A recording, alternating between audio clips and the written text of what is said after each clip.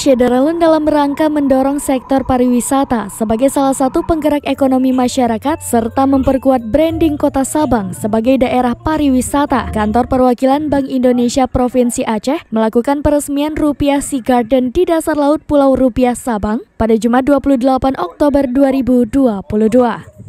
Bank Indonesia bekerja sama dengan Pokdarwis Tepin Layeview melaksanakan pengembangan desa wisata Iboh melalui pembangunan Rupiah Sea Garden.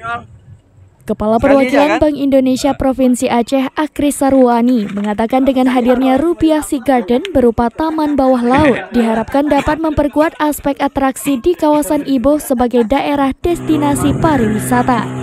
Sementara itu, PJ Wali Kota Sabang Reza Fahlevi mengatakan program ini akan menjadi pemandangan baru yang akan menarik wisatawan saat sedang melakukan diving, di mana monumen ini juga sebagai bagian dari upaya merestorasi terumbu karang di sekitar Pulau Rupiah.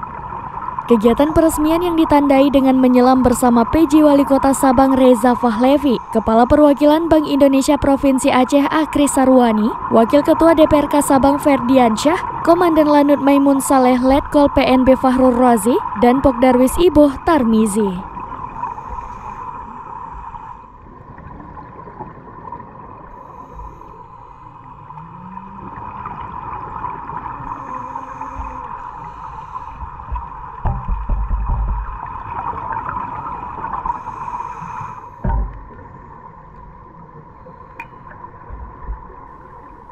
Dan Pokdarwis Iboh Tarmizi.